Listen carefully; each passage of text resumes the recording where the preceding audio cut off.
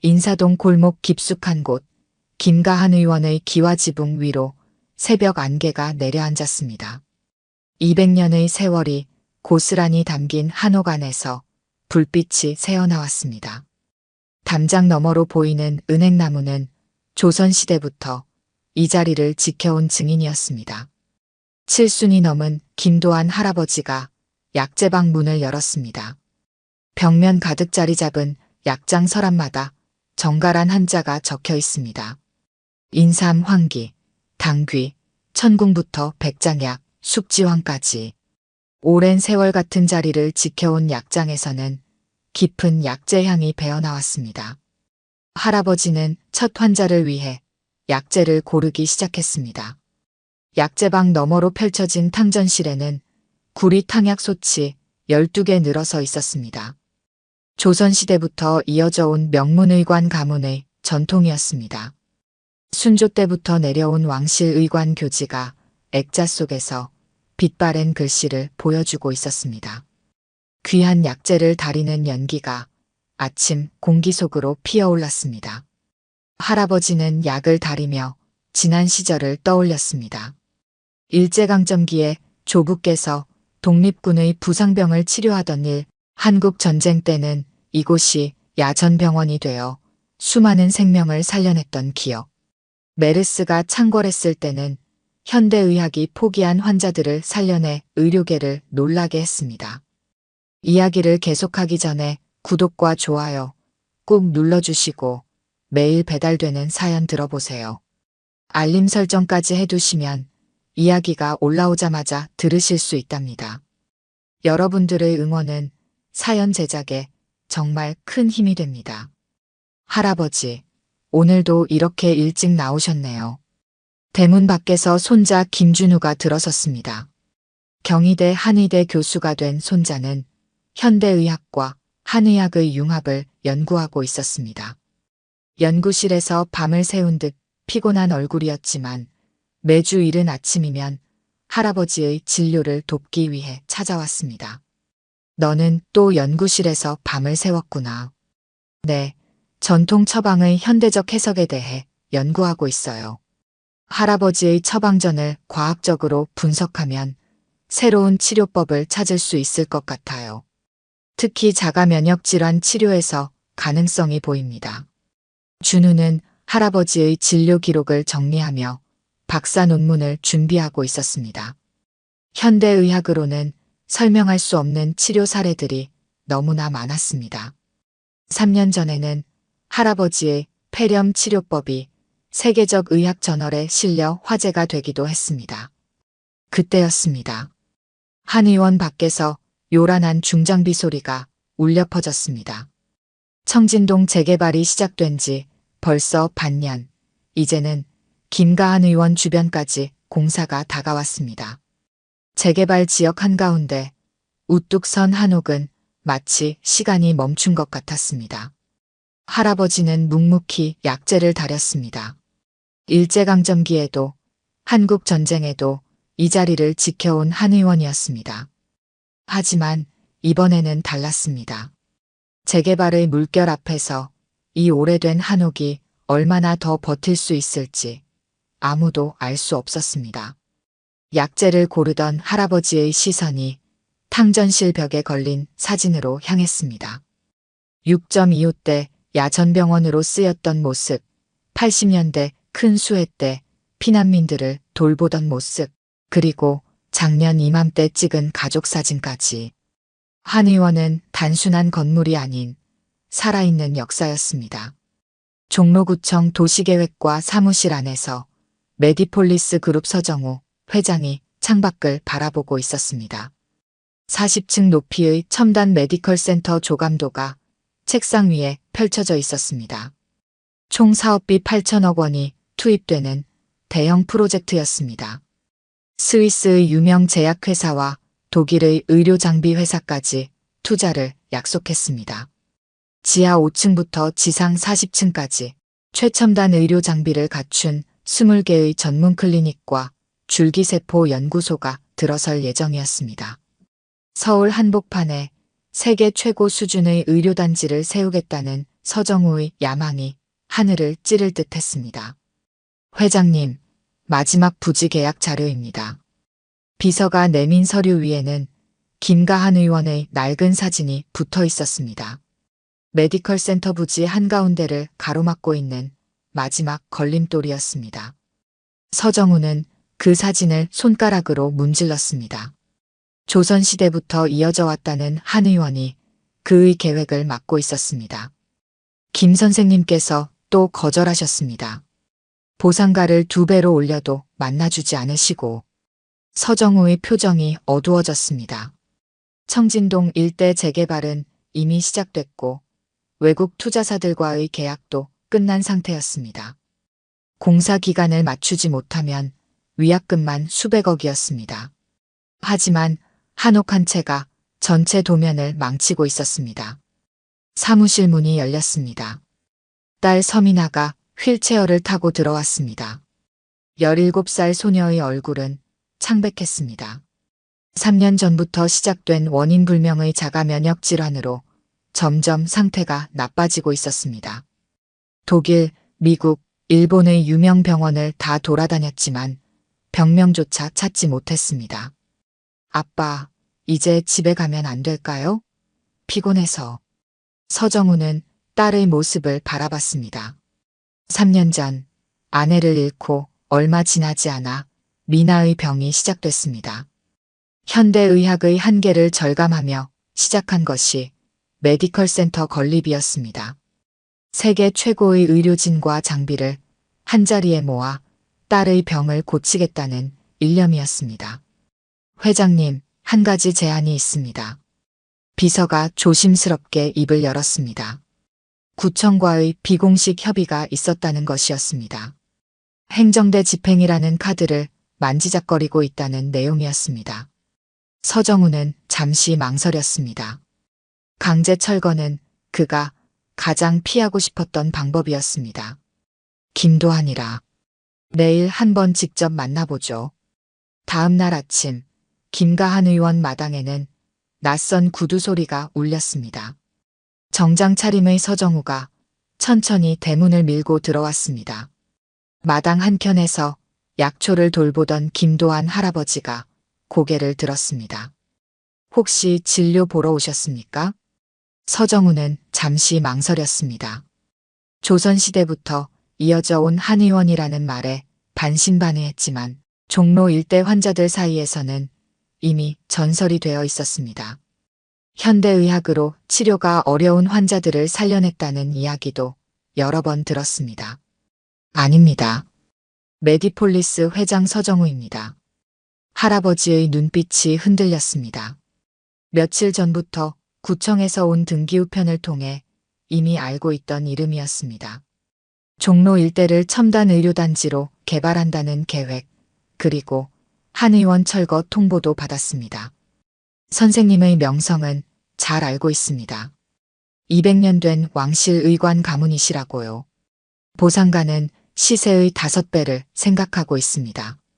우리 한의원은 돈으로 매길 수 있는 곳이 아닙니다. 서정우의 표정이 굳어졌습니다. 그의 뒤로 마당 담벼락에 긴 그림자가 드리워져 있었습니다.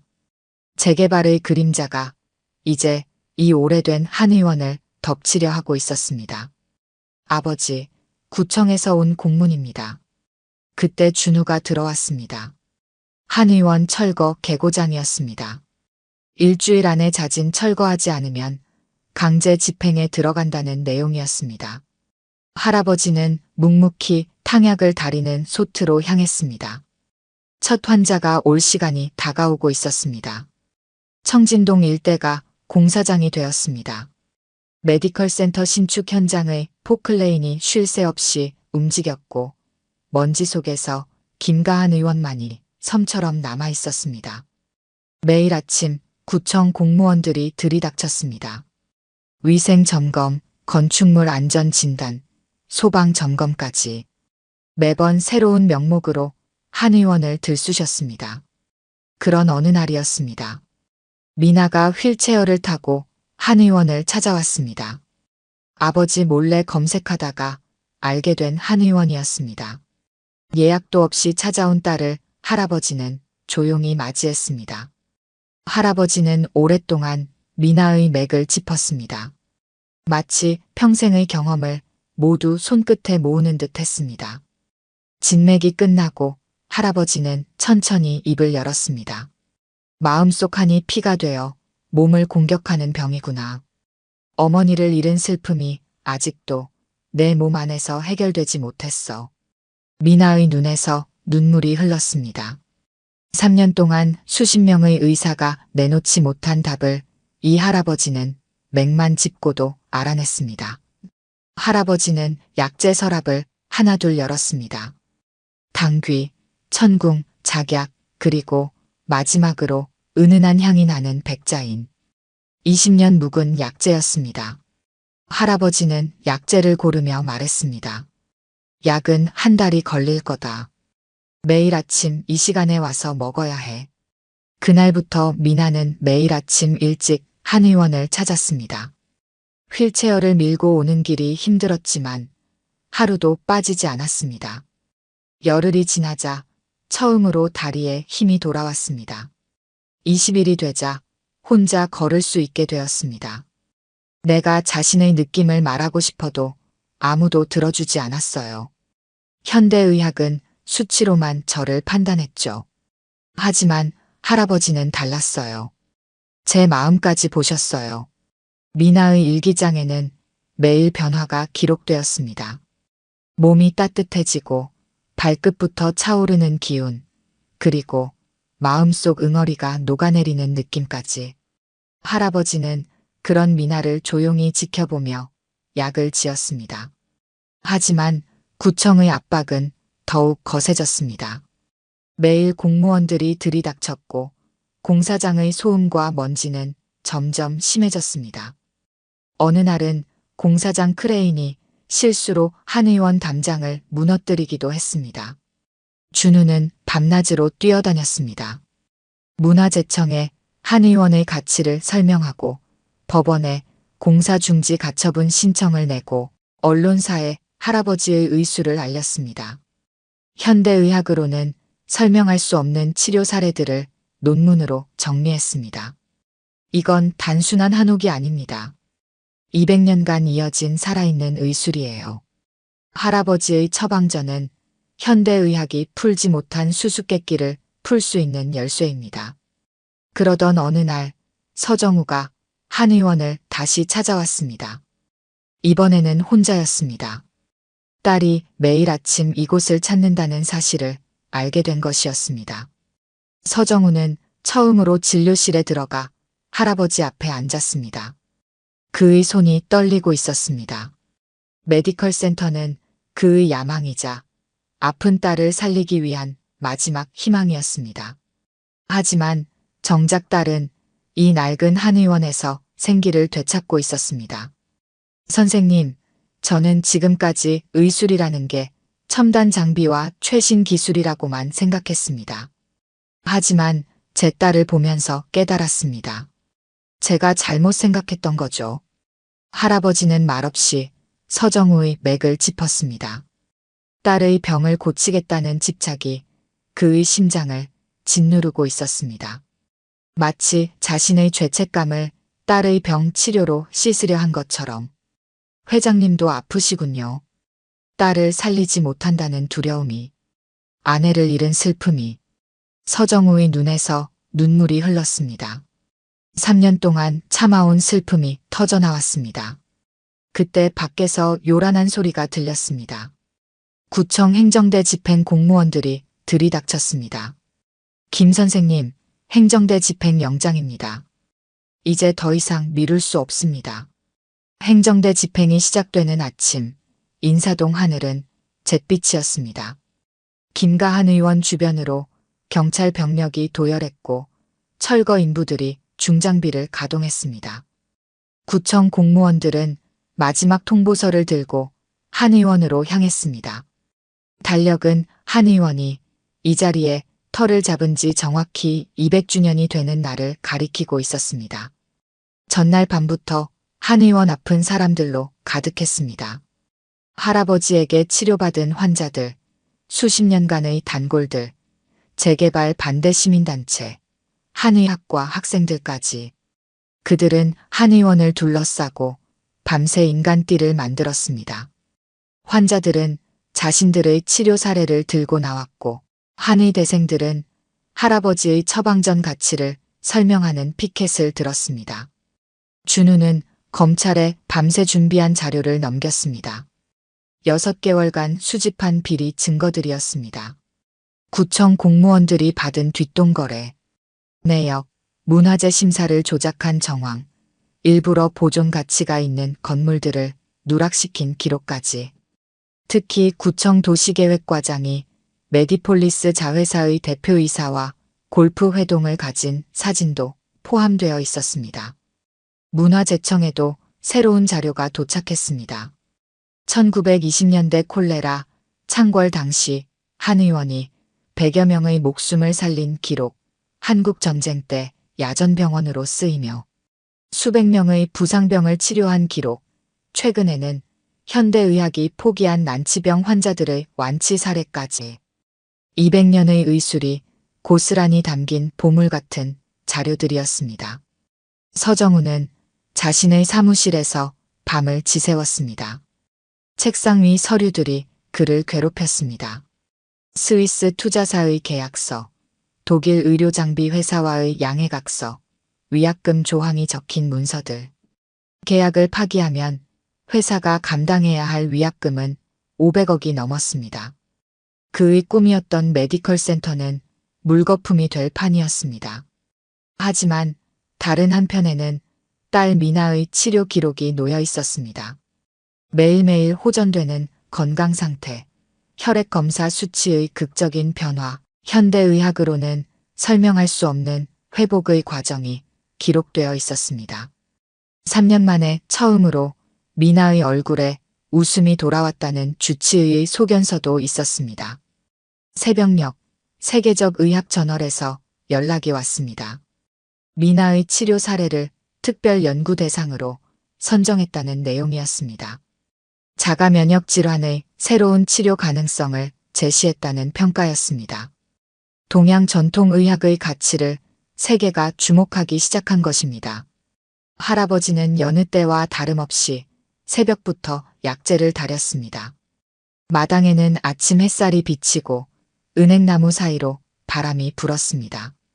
200년 동안 이어온 의술의 맥이 이렇게 끊어지는구나 싶어 가슴이 아팠지만 할아버지는 묵묵히 약재를 골랐습니다. 미나의 마지막 약이 될지도 모를 탕약을 정성껏 다렸습니다. 철거 인부들이 담장을 무너뜨리기 시작했습니다. 시민들의 항의가 거세졌고 경찰과의 대치가 점점 격해졌습니다. 카메라를 든 기자들이 현장을 취재했고 생중계 방송이 시작됐습니다. 서울 시내 마지막 전통 한의원이 사라지는 순간을 전국이 지켜보고 있었습니다. 그때였습니다. 멀리서 사이렌 소리가 울렸습니다. 검찰 차량이 긴급 출동한 것입니다. 준우가 고발한 비리건으로 구청 공무원들이 전날 밤 긴급 체포되었다는 소식이 전해졌습니다. 구청장도 소환 대상에 포함되었다는 충격적인 뉴스가 이어졌습니다. 서정우가 공사 현장으로 달려왔습니다. 그의 손에는 새로운 메디컬 센터 계획안이 들려 있었습니다. 한 의원을 중심으로 한 혁신적인 의료융합단지 계획이었습니다. 현대의학의 첨단 장비와 전통의학의 지혜가 공존하는 새로운 의료의 장을 만들겠다는 구상이었습니다. 언론에서는 서정우의 결단을 대대적으로 보도했습니다.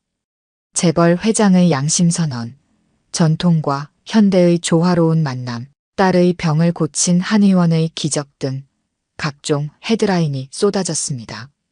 의료계에서도 새로운 패러다임이 될 것이라며 환영의 목소리를 냈습니다. 구청장이 긴급 기자회견을 열었습니다. 행정대 집행 중단과 문화재 심사 재개를 발표했습니다. 검찰 수사와 각계각층의 압박을 견디지 못한 것입니다. 200년 역사의 한 의원은 그렇게 살아남았고 이제는 새로운 도약을 준비하게 되었습니다. 할아버지는 묵묵히 탕약을 다리며 첫 환자를 맞이했습니다. 미나가 휠체어 없이 걸어서 한의원을 찾아왔습니다. 오늘따라 한의원 마당에 피어난 작약꽃이 더욱 선명했고 약재 향이 골목 가득 퍼져나갔습니다. 역사는 이렇게 새로운 길을 열어가고 있었습니다. 3년이 흘렀습니다. 김가한 의원은 인사동의 심장이 되었습니다. 200년 된 한옥은 그대로 보존한 채 주변으로 현대식 연구동이 들어섰습니다. 동서의학융합연구소라는 새 간판이 걸렸지만 할아버지는 여전히 새벽마다 약재를 고르고 탕약을 다립니다. 서정우의 선택은 의료계에 큰 파장을 불러일으켰습니다. 8천억대 메디컬 센터 계획을 전면 수정한 것은 재계에도 충격이었습니다. 하지만 한의학과 현대의학의 융합 연구에 투자하기 시작하면서 오히려 더 큰 성과를 거두게 됐습니다. 세계 각국의 제약회사들이 전통 처방의 신약 개발 가능성에 주목했고 연구소의 가치는 눈덩이처럼 불어났습니다. 미나는 완전히 달라졌습니다. 휠체어는 이제 기억 속에만 있습니다.